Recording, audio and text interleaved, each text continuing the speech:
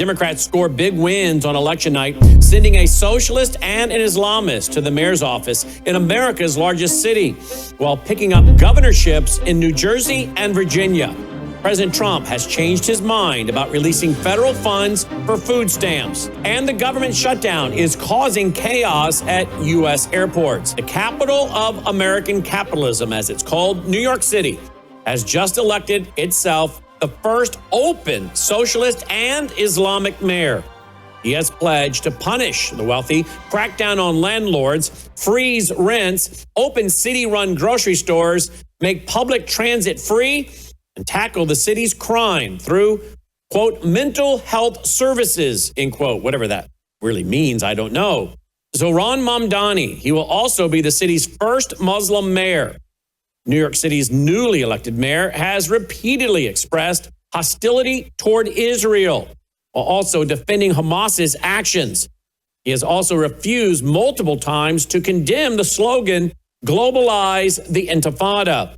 That as he prepares to take over a city with a 12% Jewish population, one of the largest in the world. It would be wise, of course, to exercise caution and closely monitor how he governs, and we will. While his socialist agenda may be toned down as he assumes office and discovers the complexities of government, even diluted versions of his policies, well, they could serve to normalize and popularize socialism all across the rest of the country. His victory, it will send a clear signal to the Democratic establishment. Their days of merely flirting with socialism are over. It's fully now embracing the socialist cause, with 66% of Democrats supporting socialism over capitalism. That's according to Gallup polls. A failed ideology discredited by history through figures like Stalin, Mao, and others has indeed found a foothold in one of the largest economic centers in the United States. And no one is sure exactly what that will mean for the future. But I promise you this, we're going to be tracking it very closely. Also decided on Tuesday night was a key race for Attorney General in Virginia. Controversial Democrat by the name of Jay Jones. He won that race and will be the next AG of Virginia. Jones managed to beat incumbent Republican AG Jason Myris. Jones won despite those text messages, remember those, in which he said he'd like to shoot Republican Todd Gilbert and called Gilbert's young sons little fascists and wished those boys would die in their mother's arms in order to get Gilbert to move on policy like gun control. Well, even that was not enough to turn Virginia voters against making Jones their state's top law enforcement officer. Jones also performed questionable community service after being convicted of reckless driving. Instead of actual community service, Jones worked for his own campaign to fulfill the sentence handed down by the courts. The win, it comes despite an NBC exit poll that said most voters found Jones's comments either concerning or disqualifying. Democrat Abigail Spanberger and Gonzala Hamshimi, they were both elected as governor and lieutenant governor, marking a trifecta for Democrats in Virginia. And then in Minneapolis, Mayor Jacob Frey, he took the lead with 41.8% of the vote, with 98% of the votes counted. That's according to the Associated Press. And as we come on the air tonight, it is confirmed the mayor will hold off his socialist, Marxist, Islamic challenger there in that race.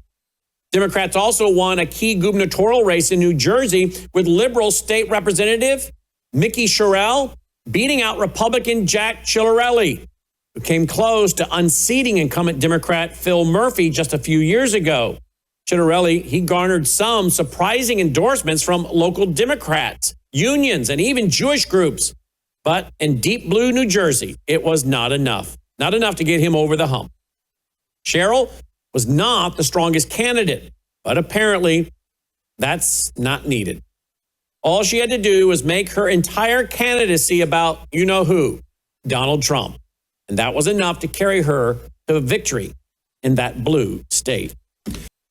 President Trump has declared Supplemental Nutrition Assistance Program, or SNAP benefits, will not be distributed until Democrats agree to end their federal government shutdown. Trump made the announcement after a coalition of plaintiffs urged a federal judge to intervene. In a post on Truth Social, President Trump wrote, quote, benefits for participants in the Supplemental Nutrition Assistance Program, or SNAP, will be given only when the radical left Democrats open up government, which they can easily do, and not before, end quote.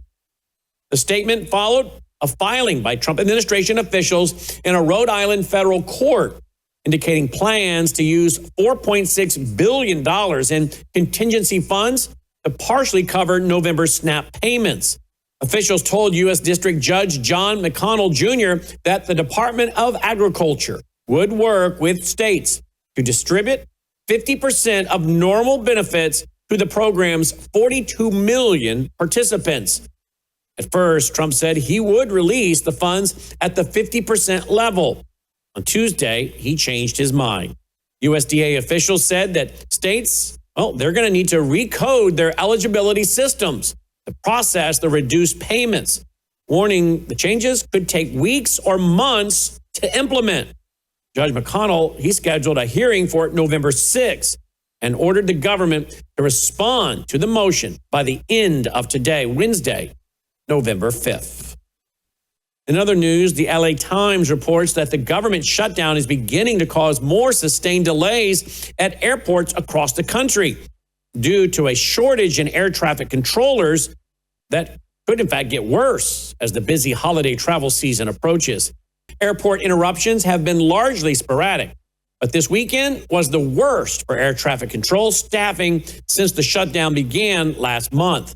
The Federal Aviation Administration reported on Friday that a surge in call-outs among air traffic controllers had left at least half of the 30 busiest airports across the country understaffed, leading to widespread delays.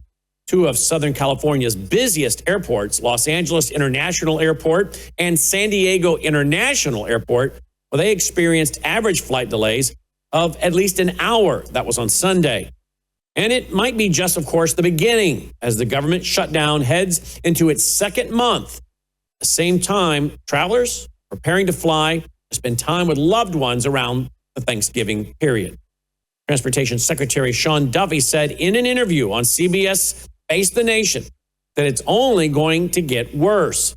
Nearly 13,000 air traffic controllers have been working without pay for weeks, resulting in high levels of fatigue and stress among staff. That's, of course, tasked with keeping the skies safe while wrestling with personal financial pressures.